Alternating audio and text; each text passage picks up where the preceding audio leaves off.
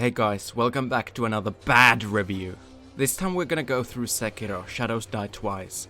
And I'll do a few Dark Souls comparisons in this video. Just keep that in mind. I hope it doesn't annoy you. But you guys seem to like the previous review well enough, but the main criticism was the lack of structure.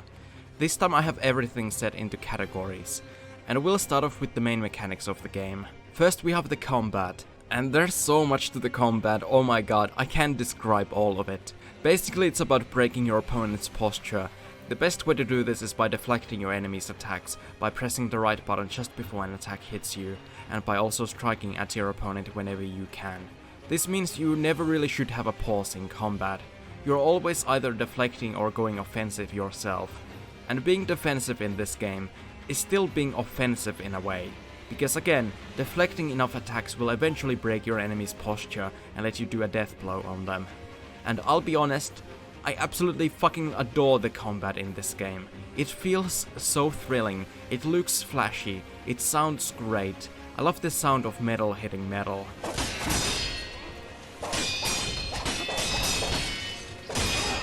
It feels like a back and forth sword fight. There's still a lot more to the combat as well. There's perilous attacks to keep it more varied. You can block in this game, but not perilous attacks. However, you can deflect some of them. Thrust attacks you can always deflect, but there's also some weird exceptions, like this grab from the Snake Eyes mini-boss. You can actually deflect it, which is kind of odd. At the start of the game they introduced the perilous attacks as having 3 different forms. Sweeps best avoided by jumping, grabs best avoided by dodging, and thrusts best avoided by deflecting or using the Mikiri counter. Which is really fun to use, by the way. You stomp on your enemy's weapon, which is badass. But I don't like how there's some instances where they don't fit into one of those categories. Like, please, follow your own rules you set at the start of the game. There's also combat arts that I rarely found that useful, but I'm happy they exist because, hey, why not?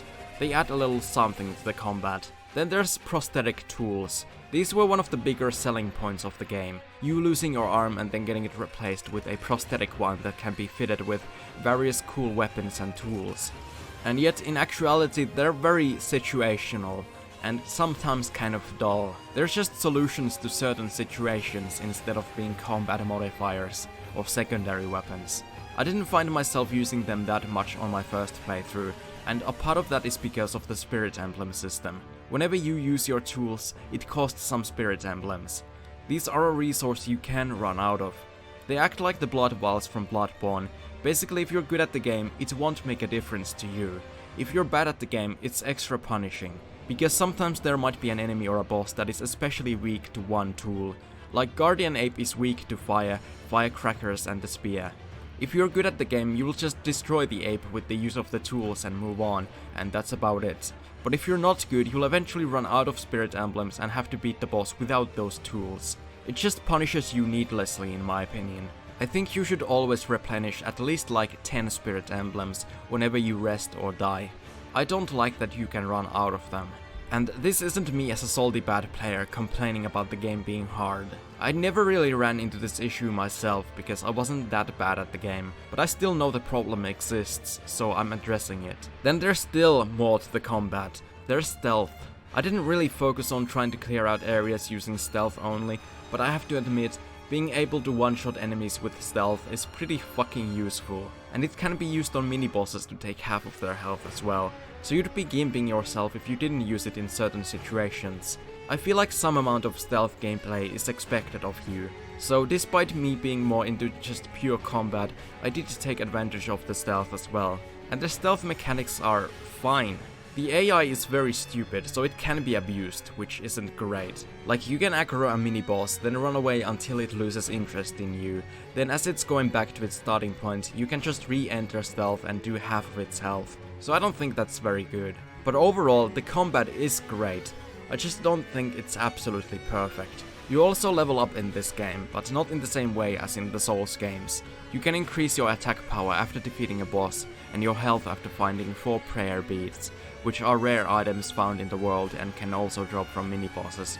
I like the prayer beads because it rewards exploring the areas instead of just rushing through and ignoring everything but the bosses. But leveling up your attack power, it's fine. I feel it's something you don't pay much attention to or really notice. since on your first playthrough you can only increase it after defeating a boss, and bosses are typically at the end of an area, so you won't really notice anything change, because you've already cleared that area. There's usually no reason to re-clear it, so you'll be testing your newfound power on new enemies, so you won't get to compare your previous damage to the new one, so it's a system you can kinda just ignore. Oh well. And you also gain experience by killing enemies, allowing you to learn things like combat arts and passive upgrades to your character. Not much to say about it, I think it's fine, though I don't really like how you lose half of your XP by dying. I think it's more punishing than dying in Souls, where you still get a chance to retrieve your stuff. Here you don't, unless you get lucky and get Unseen Aid, which has 30% chance of triggering, and it prevents you from losing your XP. However, if you die a lot, you'll spread this thing called Dragon Rot, which makes NPCs sick and causes your chances of Unseen Aid to be lower.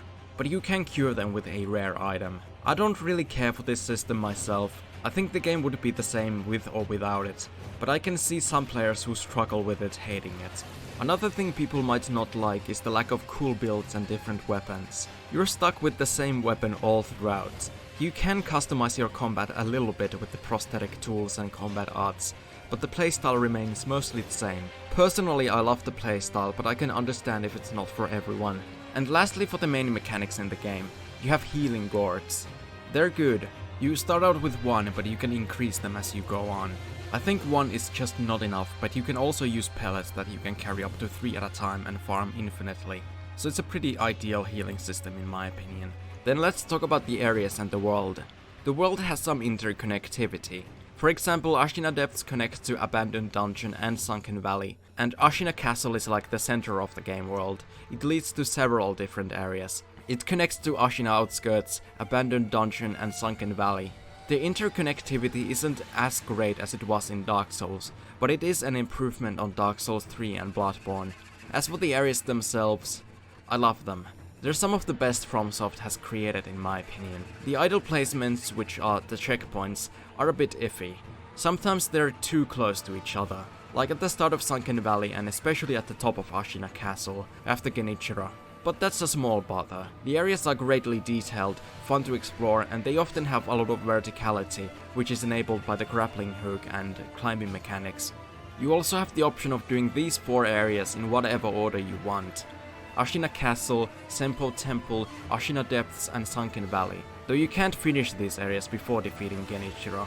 I like choices like this though, it gives you more variety for later playthroughs. My favorite area was easily Fountainhead Palace. The atmosphere was great, it looks incredible, as do most areas, and it has fun enemies. Now let's talk about the enemies. They're often fast and typically you can't just bum rush them. You have to focus on deflecting as well. And I like most enemies in this game. Again, the enemies in Fountainhead Palace were just really well designed in my opinion. They have more attack patterns than most Dark Souls 1 and 2 bosses did, and the enemy variety was very good as well. And the areas typically have mini-bosses in them. Since killing them will level up your health, it's always worth doing them, except for the Headless. So this stops you from just going past everything with stealth. Most of the mini-bosses are pretty good, but there's a bit too much repetition with them.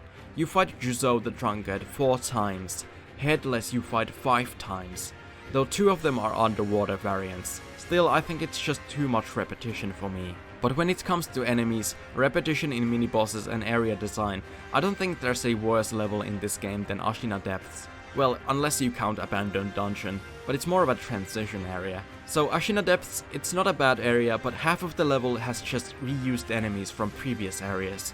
Same for the mini-bosses, except for Orin of the Water, which is a unique mini-boss. The bosses in particular were disappointing. The first boss is Headless Ape, which you fought before. Then the whole area builds up to Corrupted Monk, except it's only the first phase. You'll fight the boss properly later on. It just seems like they ran out of time to properly develop Ashina Depths, which is a shame. You'll also have to replay Ashina Castle 3 times and Ashina Outskirts twice. However, they do come with the new enemies, bosses and paths, so I didn't mind it too much. It made sense story-wise. But let's talk about the bosses. I think they're for the most part pretty fantastic. You now have a lot more ways to engage them than you did in previous FromSoft games. It's not just about dodging and punishing. Enemies will take more posture damage once their health is lowered, so usually your first goal should be to do actual damage to them, then you should focus on dealing posture damage, but there's also perilous attacks to look out for.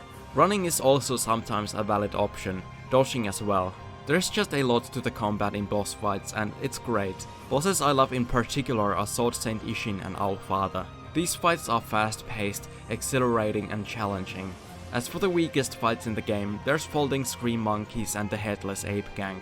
FromSoft seems to like creating subpar puzzle bosses, and Folding Scream Monkeys are an example of this.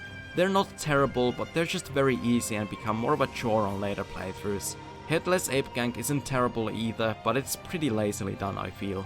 Then for the music, I think it's good. It's not as good as it was in Yuka Kitamura's previous work, Dark Souls 3, but it's still solid. I especially love Demon of Hatred music. Not much else to say about the music. It fits, I like it. As for the story, I won't really talk about it because I don't have the best knowledge on it. It's not as in your face as you might think, despite Sekiro being more narrative focused game than the previous FromSoft titles. But from what I've seen, it seems like fairly interesting stuff. So to wrap it all up, I think the biggest pros of the game are combat, areas, bosses, enemy design and variety, and Mikiri counter. I mean, come on. The biggest cons are repetition and spirit emblem cost of prosthetic tools. And someone in the comments said I shouldn't give a score because that makes people just want to skip to the end and see the score and leave it at that. Let me know if you think that's a better idea, but for now I'll give it a score because, hey, I like attaching numbers to things. To me, Sekiro is a 9.3 out of 10 game. It's fantastic and one of my favorite games of all time. Sure, I'm critical of some of its flaws, but that doesn't stop me from absolutely loving it. Anyway, let me know if I did a better job this time, or if I should still improve. I appreciate all the constructive feedback, as long as it's not, hey you suck! But thanks for watching guys, see ya!